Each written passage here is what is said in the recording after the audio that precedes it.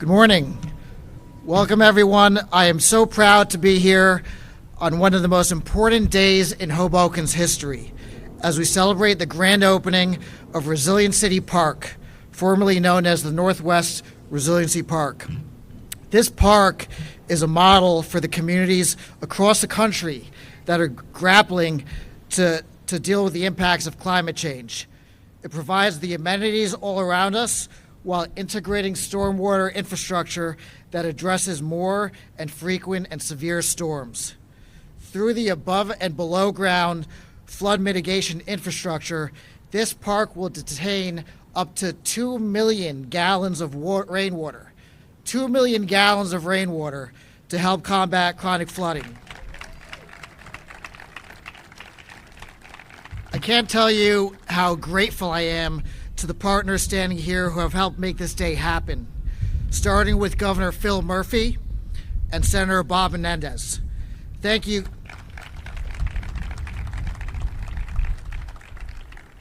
Thanks to the governor, the senator, and their teams, Hoboken was provided with invaluable state and federal funding that has allowed this park to be created. So for the man who needs no introduction, I'd like to first welcome Governor Murphy to kick off our program. Governor.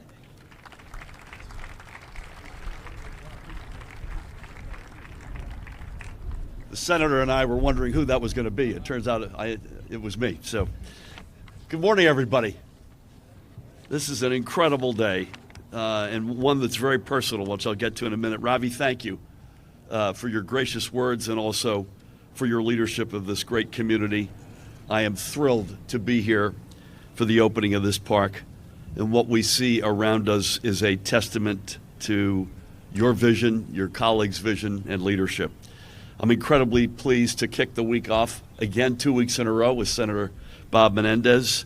We're going to hear from Councilman Phil Cohen, but I also want to acknowledge all the commissioners, councilmen, and other elected officials with us today.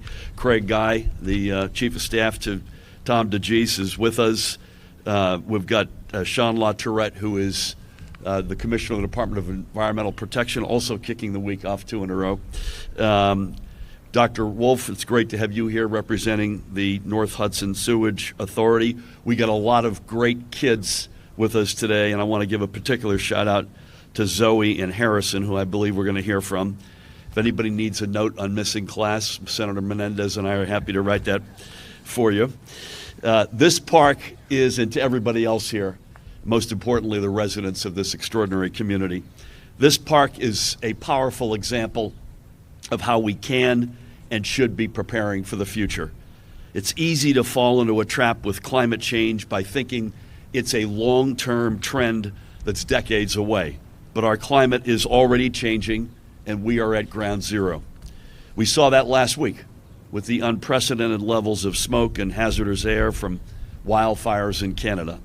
And our state has been warming at double the rate as the rest of the planet based on findings from Rutgers University.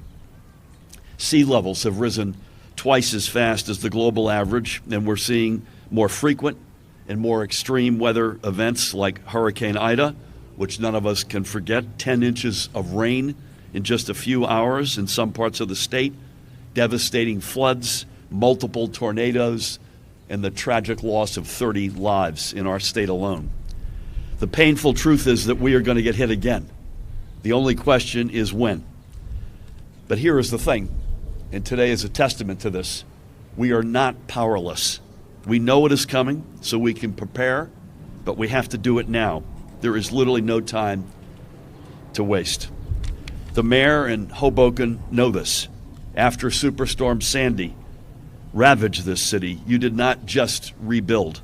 You learned the lessons of the past and you built back smarter, hardening infrastructure and making wise design choices like this park, which helps reduce flooding with its underground tanks to hold the stormwater that Ravi referred to. This is exactly what we're doing around the state with our climate resilience strategy led by Sean and his team. We're charting a more sustainable path for future development to ensure that we build with a focus on enduring long-range environmental impacts. With a challenge as large and complex as climate change, we have to tackle it from every angle, That means reducing our emissions to prevent further warming of our planet, as well as making sure our state can withstand the worst impacts of a changing climate.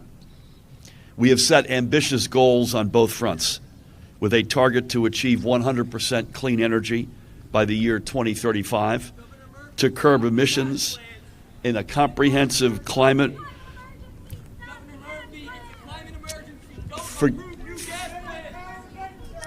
Forgive me. Some of my relatives showed up. To curb emissions in a comprehensive climate resilience strategy to prepare and protect our communities, our environment, and our economy. And we are aggressively working toward both. But the scale and scope of what we must do is unprecedented. This must truly be an all-hands-on-deck effort. So I commend the mayor and the other local leaders for their initiative and forward thinking. This park is exactly the kind of smart design that we need to adapt and overcome our new reality. I mentioned this was personal. Your predecessor, Ravi, Don Zimmer, who is another dear friend, reached out to me about this site in the year 2015 because it had a connection with BASF, a German international conglomerate, which, by the way, she did because I had been the former U.S. ambassador to Germany. So this thing goes back many years with me personally, and it's incredible that we're here today. Unfortunately, climate adaptation and resilience measures do not come cheap, and they put a heavy burden on local governments who in turn rely on taxpayers. So I cannot emphasize this point enough. Every state or federal dollar, thanks to the senator, that we can provide saves local taxpayers money and makes our communities more affordable.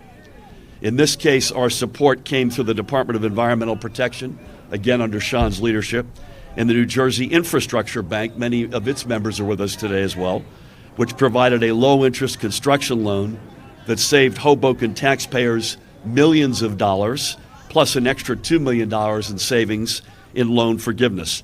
None of that is chump change, and we're talking about totaling all that up is significant savings. So the state is more than happy to support projects like these, and we will continue to dedicate funding to ensure our state is more climate resilient.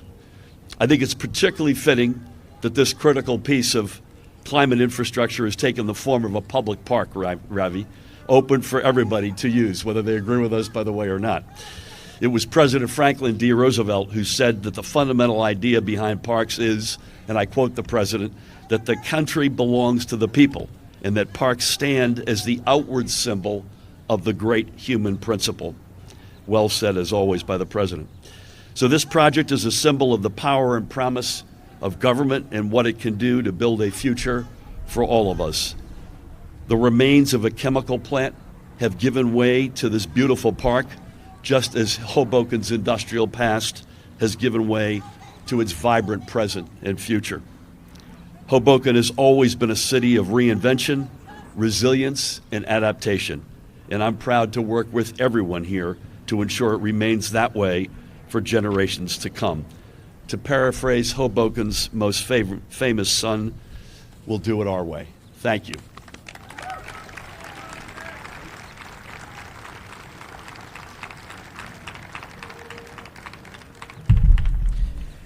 Thank you, Governor. It seems like we actually share a few relatives. So it's a small family here.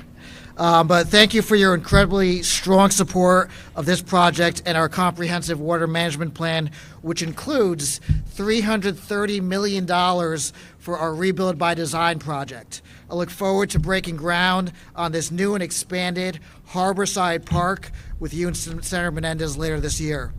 Now, I'd like to introduce Senator Menendez, who has been one of Hoboken's strongest advocates. When I say the strongest advocates, not just for this, it could be money for EV charging stations, it can be whatever Hoboken needs, the senator delivers. We are very grateful to him for everything he does.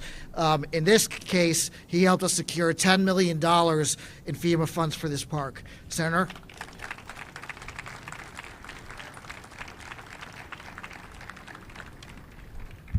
Well, good morning. It's great to be back in Hoboken, birthplace of baseball Frank Sinatra on the waterfront, and so much more. So it's thrilled to be back here on a great day. To my colleagues, Governor Murphy, appreciate your leadership. Mayor Bhalla, thank you. We can advocate for great projects, but we need a great project to be devised in order to be a strong advocate for, so we appreciate your leadership.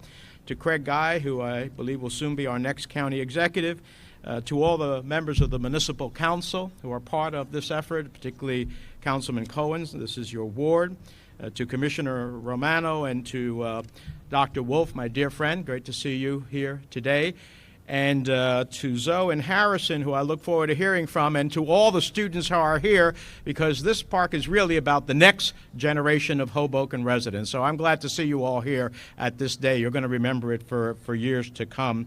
And I appreciate our Commissioner of the Department of Environmental Protection, who's always there and whose name is synonymous with preserving for the next generation of New Jerseyans a quality of life that we can all enjoy. It's a joyous occasion. We're here today to mark the successful completion of the Northwest Resiliency Park project, a landmark undertaking which was made possible through federal grants administered by FEMA. It is just the latest example of how New Jersey is leading on community investments. With one project, we see a shining preview of the future and the sustainable infrastructure of tomorrow. With one project, we see innovative stormwater management that reduces the risk of devastating floods. And with one project, we see a testament to the incredible transformation we can achieve as a community. What was once an asphalt-covered site is now a lush green park filled with amenities for Hoboken families. The journey to today's grand opening required enormous grit and willpower, and for a moment I'd like to touch a bit on the history and significance of that effort. The seeds of this project were planted in those first uncertain days after the worst natural disaster in our state's history. When the howling wind and rains of Superstorm Sandy finally died down, the damage it wrought on our state laid bare. Here in Hoboken, a 14-foot storm surge left most of the city underwater. I'll never forget traveling to the city, witnessing the devastation of flooded PAF stations, towering debris and rubble, residents kayaking in the streets. To meet the scale of this destruction and to build back stronger than what was lost in the storm, I got to work. I fought tooth and nail in Congress to secure a $50 billion Sandy recovery bill that provided our state with the help it needed.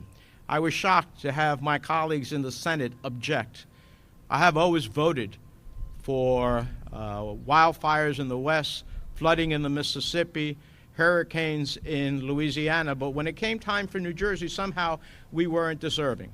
And I reminded my colleagues, we call this country the United States of America. We're all in it together, and we ultimately overcame their objections. We pushed FEMA and the insurance companies to reopen claims for all Sandy victims when it came to light that they were being systematically lowballed.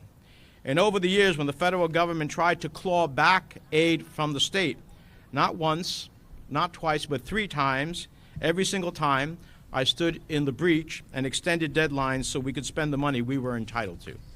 After all, it doesn't matter whether it's a Republican administration or a Democratic one. When it comes to helping New Jerseyans, you're not taking away our federal dollars without a fight. To me, Sandy relief and recovery goes beyond politics, beyond what party you're with. At the end of the day, it's about people. It's about getting Garden State residents back in their homes and making sure they can thrive in their communities. And today's event proves exactly why. When the federal government tried to divert a chunk of Sandy relief money and send it all over the country, even though it was meant for Sandy, I made sure New Jersey secured a special carve-out. Of that money, Hoboken received a $230 million federal grant to reduce flood hazards across the city. Thanks to this grant, new bulkheads, seawalls are being built to make Hoboken more resilient to flooding. Existing infrastructure is being upgraded to better handle heavy rains. And at the municipal level, new policies and guidelines are being implemented to slow stormwater runoff. In short, thanks to this grant, the Mile Square City is leading the way. Anticipating stronger storms and weather events due to climate change, Hoboken is preparing for whatever the future holds. Why? Because it's learning the lessons that Sandy taught us, coming out stronger as a result. Now, anyone who has spent time in Hoboken, I lived here at one time, knows it doesn't take a superstorm for some roads to become impassable. In parts of the city, when it rains, it pours, and that's when the flooding starts. And if heavy rains and rising seas pose a danger to residents and families, then it's on us as leaders to move heaven and earth as we work to protect them and their livelihoods. Here in Hoboken, climate change isn't a theoretical exercise. It is a reality that's already here, which brings me back to the significance of this park. In many ways, this project is a perfect example of pre-disaster mitigation efforts. Underneath this park, it has been said, underneath this beautiful park is a storage tank with the capacity to hold nearly 2 million gallons of stormwater runoff. The innovative design in this park was made possible thanks to a federal program that I helped fight for, the Building Resilient Infrastructure and Communities, or BRIC grant. Administered by FEMA, this grant is focused on resiliency efforts before disaster strikes. If, as they say, an ounce of prevention is worth a pound of cure, then the BRIC grant program embodies this philosophy to a T. For every dollar it spends, studies have shown that it can save us as many as $6 down the road on future response and recovery efforts. I like those odds. I've been proud to champion this grant program in Congress because it makes opportunities like today a reality. Working alongside city, state, and county officials as we confront the challenges of the 21st century, today's event is about realizing the rewards of that hard work and protecting residents from the existential effects they face in climate change. I'll end with this. Northwest Resiliency Park is now, I understand, the largest park in Hoboken, a place where families can get together for picnics and play dates, a place where joggers and bikers can get their exercise, a place where community groups can meet up for events. It's a public space that will continue to give back to Hoboken for generations to come. Zoe and Harrison, this park is for you and for all of your classmates, the next generation of Hoboken residents. After all, it's been proven that cities and neighborhoods with green spaces provide enormous benefits for their residents. At their core, parks are a public good, accessible to all. Not only do they improve the local tax base and increase property values, they are associated with better health outcomes, from reduced levels to stress to lower blood pressure. So to me, in addition to the flood mitigation and the public works aspects of this project, to me this park is about improving the quality of life for Hobokenites, for New Jerseyans. Simple as that. It's about affording families and communities the best places to live and work and raise their kids. It's about the memories that will be created at Northwest Resiliency Park long after today's ribbon cutting is over. And so I want to thank my colleagues once again who have been partners in this important project. May the park stand the test of time as a tribute to what's possible when we work together for good government in the Garden State. Thank you very much.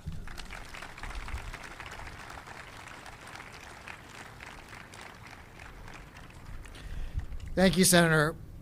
If we're not for federal, state, and county funding and assistance, we would not be standing here today.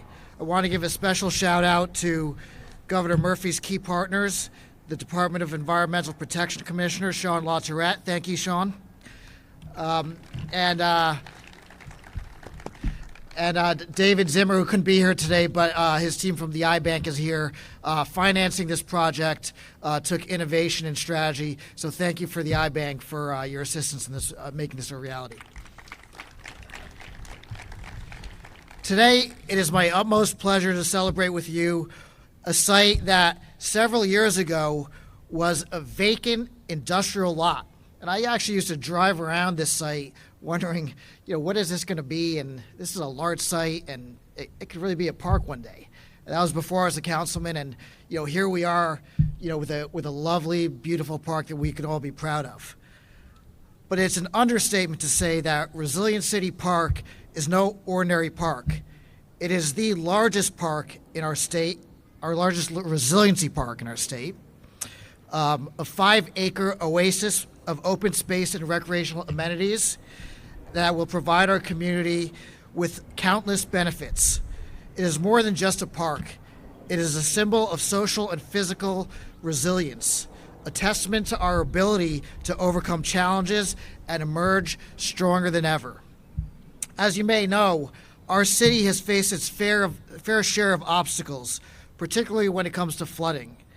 The effects of climate change have made it increasingly crucial for us to find innovative solutions that address both the needs of residents and the pressing environmental concerns that we face.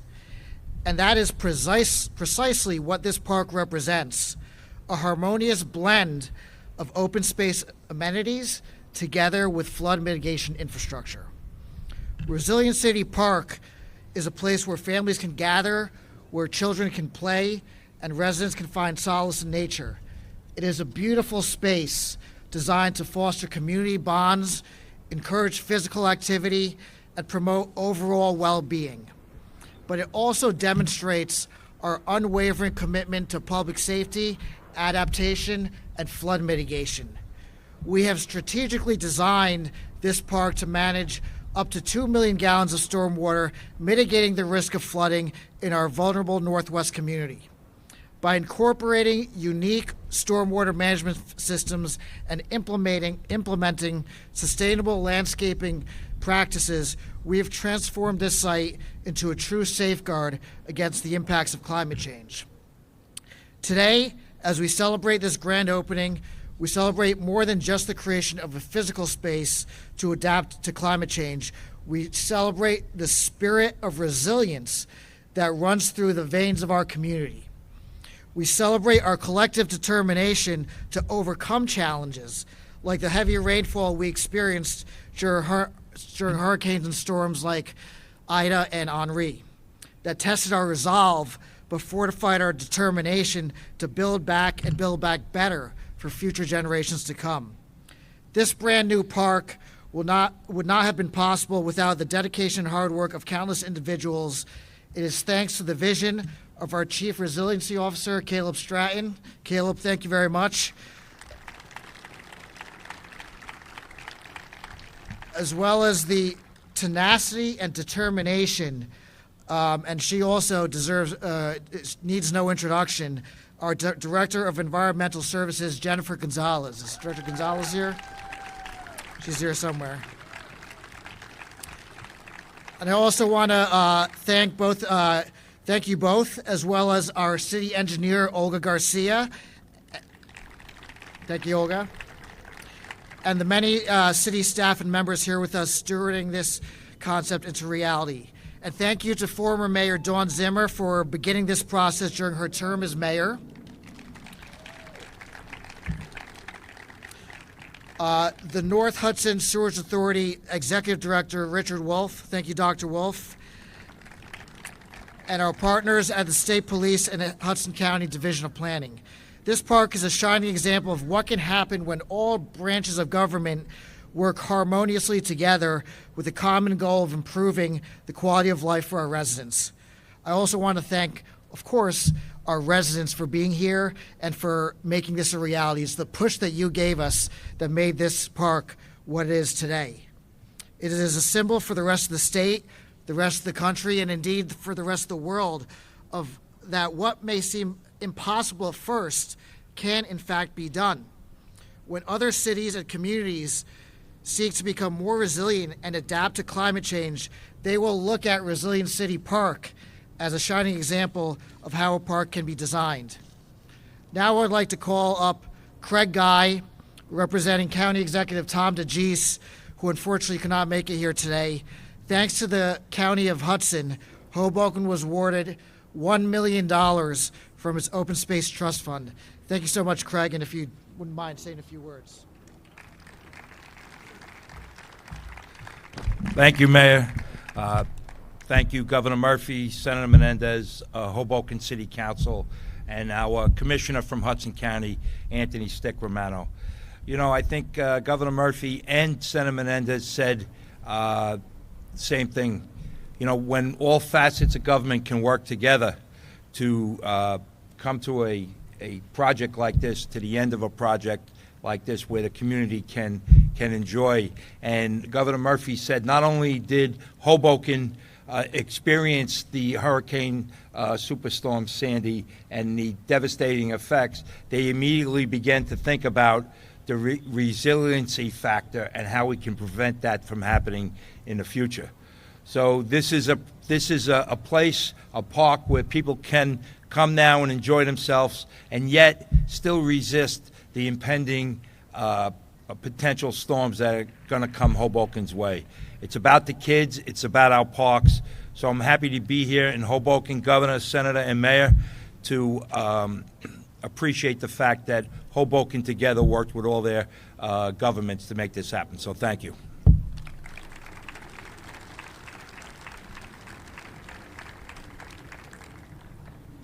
I want to also acknowledge some additional project stakeholders and everyone from their teams for the contributions to make this park. It just doesn't happen overnight. There are a lot of people in the background, but they deserve to be acknowledged and thanked.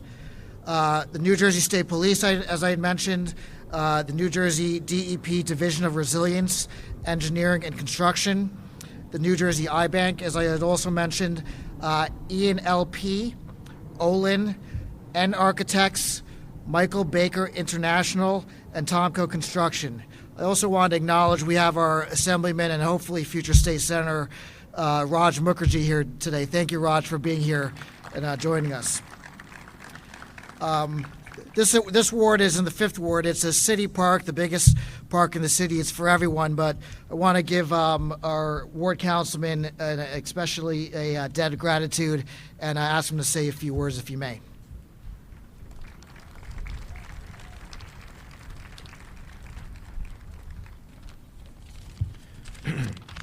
What a great day. I'm Councilman Phil Cohen, Hoboken's 5th Ward Councilman, and I want to welcome all of you to the 5th Ward of Hoboken, the best ward of Hoboken, and now the home of the city's largest resiliency park, a park that includes a basketball court, splash pad, play areas, passive green spaces, multi-purpose athletic fields, and below-ground infrastructure to retain, discharge up to 2 million gallons of rainwater, putting the resiliency in Resilient City Park. This park is a national model for others to follow, as we're threatened by stronger, wetter storms on the front lines of climate change. I'm here on behalf of the City Council, as my colleagues and I work closely with Mayor Bhalla's administration on this effort for the past several years, especially with Assistant Business Administrator Caleb Stratton and Environmental Services Director Jennifer Gonzalez, addressing construction schedules, answering community questions, and updating the neighborhood on the status of the park's construction, which is a multi-year effort. I want to thank the park's neighbors for their patience during this multi-year construction effort and for their confidence in me as their council representative and their confidence in the city to get this park done. I know how much you've looked forward to this day. The park's completion is a testament to the progress that we've made together. Prior to serving on the City Council as a member of the Rebuild by Design Community Advisory Group, I and many other members of the community wanted this land to be community space. And before that, as an engaged member of the community with many other community members, we attended many community planning meetings supporting our former Mayor Dawn Zimmer's plan to acquire this former Henkel site for community open space and later to build this resiliency park.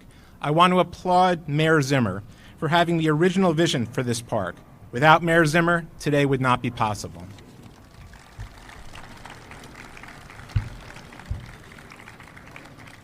In addition to being a proud neighborhood councilman, as I mentioned, I'm here on behalf of my City Council colleagues. I'd like to recognize our fearless leader, Council President Emily Jabor, Councilman Michael Russo,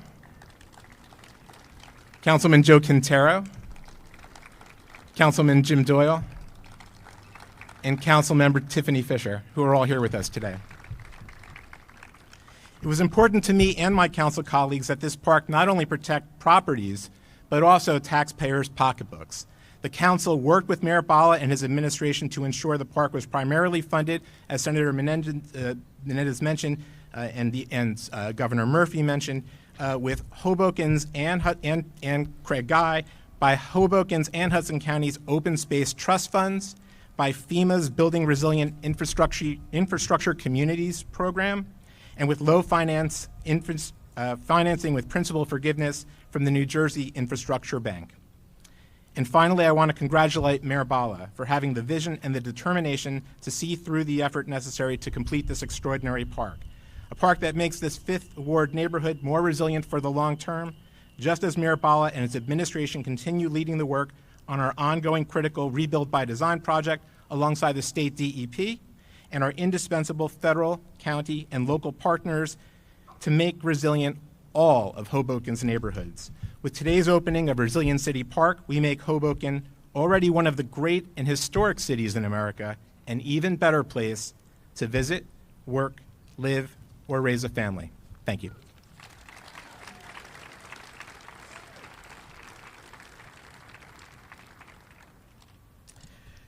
This project would not be possible without the support and partnership of the North Hudson Sewerage Authority, which will manage the stormwater the park collects to ensure that it is treated before it enters the Hudson River. I would like to invite up to the podium Dr. Wolf, Executive Director of the North Hudson Sewerage Authority. Dr. Wolf.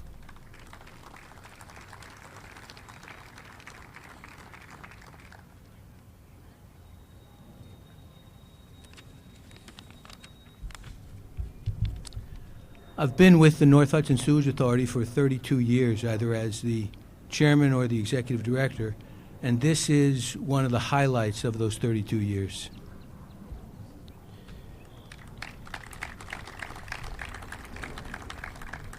First of all, I'd like to thank, on behalf of the North Hudson Sewage Authority, the governor, our partners in the NJDEP, our federal representatives, especially Senator Menendez, and our state and local officials for their continuing support of the authority and its work.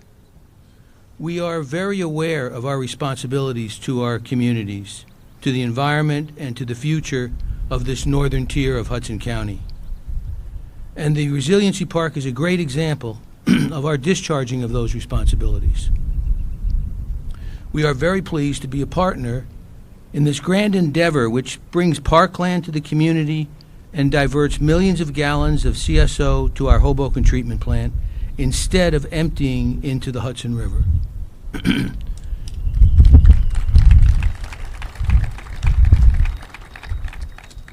Gallon for gallon, this reduces the amount of untreated wastewater going into the river, and that contributes to our achieving what, after all, is a principal goal set for us by the U.S. EPA and the New Jersey DEP. A cleaner Hudson River.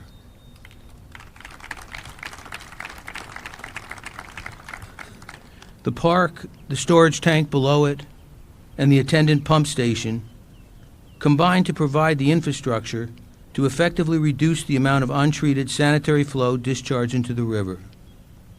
The park is beautiful, a prime example of modern urban respite.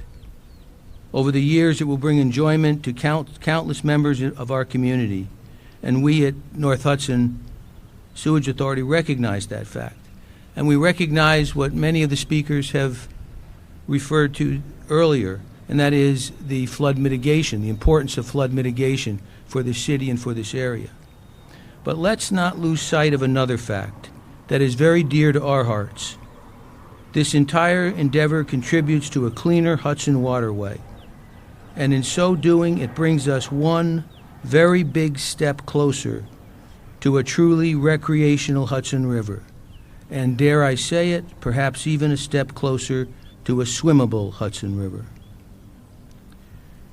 Congratulations to the City of Hoboken and to all who helped make this project a reality.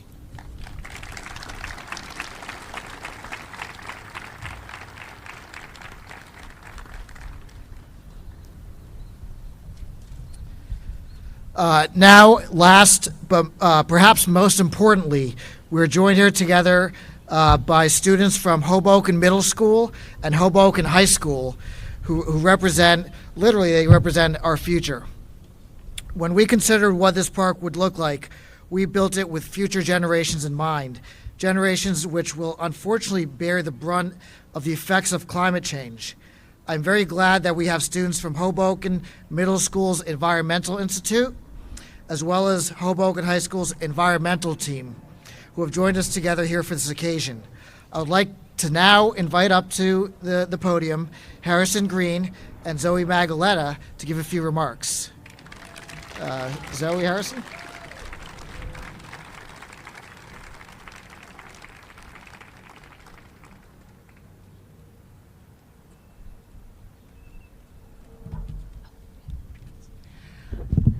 Thank you, Mayor Bhalla, and distinguished guests. And thank you to all those like Mr. Lebeg and Ms. Nellens who foster enthusiasm for curbing climate change for future generations. And I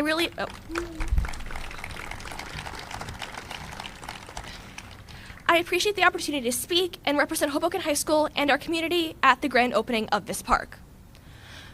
One of my first experiences of Hoboken's resilience was when Hurricane Sandy devastated the city in 2012. It was also my first exposure to Hoboken's flooding problem. The homes of so many people were inundated with water. I can still remember hearing the powerful winds of a hurricane. However, I also noticed how Hoboken residents came together, how they offered chargers and donated food. Hoboken has proven its resilience and has recovered with few physical remnants of the storm in 2023. However, Hurricane Sandy's overall impact is indelible.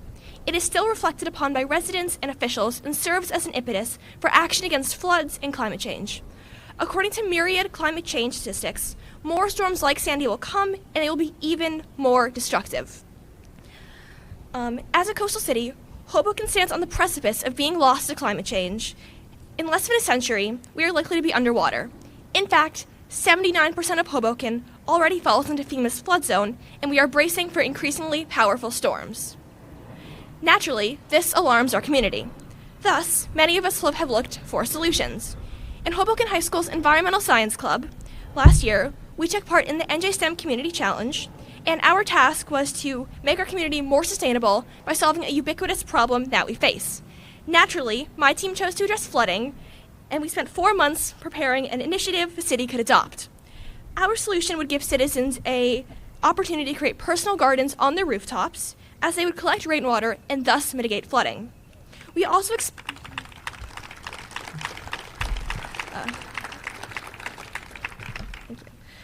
explored how more green space serves to improve people's mental health. Our team ended up winning the competition, and we also gained a deeper understanding of Hoboken's struggles and how best to fix them. And during our project, we realized the importance of curbing flooding in ways that present a completely beneficial outcome. Hoboken's Rebuild by Design and Resilient Cities programs meets all of our criteria for a practical solution to flooding. Hoboken's work and dedication come at a vital time in the fight against climate change. Recent international agreements have proven to be inefficient as they do not offer sufficient guidance for countries and leave the world susceptible to unsustainable practices. The world has been presented with empirical data that urges action, however, countries have been unable to release plans that follow these guidelines. Additionally, in a school research project earlier this year, I analyzed climate change solutions and their effectiveness.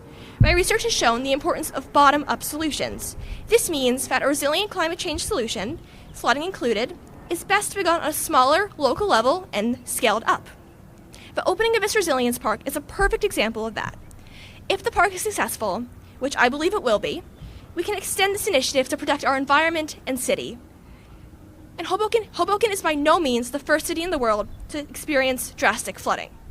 It happens all around the nation and all around the world.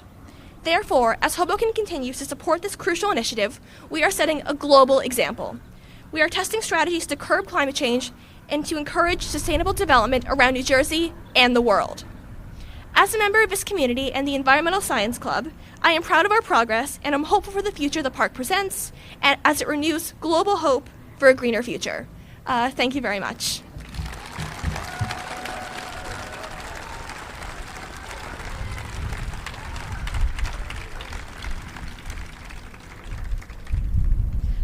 To start, I would like to give another thanks to Mayor Bhalla, Governor Murphy, Senator Menendez, and their team for making this park possible. Let's all give them another round of applause.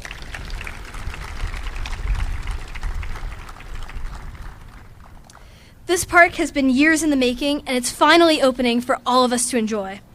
What's especially amazing about this park is that it not only makes Hoboken an even nicer place to live, but it also makes it a safer, greener city for the rest of the state and country to follow. Especially now that we're heading into the rainier summer months, this park will help combat flooding and make living in Hoboken better than ever. Climate change is a serious issue that people all around the world have to overcome. As a member of the HMS Hudson River Explorers Institute, we see the effects of climate change every day. We have seen how migration patterns of fish have changed due to warming oceans and have explored which species are most vulnerable to the changing landscape of our planet. We have seen how the Hudson River is vulnerable to waste and how organisms can be affected by pollutants. Though the park is not on the river, our work does in fact connect to this park's purpose. The park is crucial to the Hudson River's health, as it indirectly drains stormwater into it. This is because our city faces chronic flooding during heavy storms. It is a well-known fact that our city is not only affected by climate, but also by the fact that we live in a flood zone. Especially in this area of town, where the elevation drops, climate change makes Hoboken even more prone to rising waters. This park, as said before, will certainly use nature to its advantage and alleviate the effects of intense downpour, while also being a wonderful recreational addition to the Hoboken community. This will serve as a reminder of the importance of environmental proactivity, while also providing a beautiful natural space that further embellishes Hoboken. In a town near one of the largest cities on Earth, Hoboken is building more open spaces to coexist with its busy urban landscape. Our citizens recognize the importance of nature, as well as the need for educating young people with opportunities for environmental stewardship. We are at the forefront of creating innovative solutions to climate change and are a beacon of hope and inspiration for other regions to follow. By creating this park, our city is making a big impact on our planet and our people. Thank you.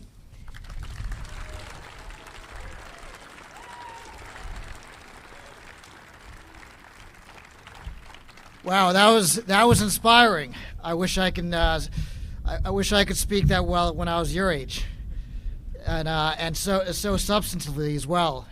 Thank you so much, Zoe and Harrison, for your inspiring words, and for all the work that you and your friends and fellow students do through your environmental advocacy.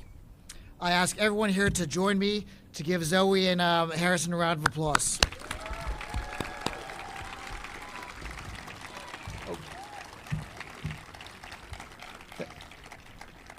Thank you. And now we're going to go to the next stage of this event, and that is the ribbon cutting. I have very specific instructions for this one. Now, if there is a ribbon underneath your seat, and that might apply for those fellows over there, no, not a ribbon, a scissor, go grab your scissor. If there's not a scissor but below your seat, just sit tight, and we'll come up and do the ribbon cutting. And then after that, we'll have all the other elected officials join us for a group picture. So if all y'all can come on up.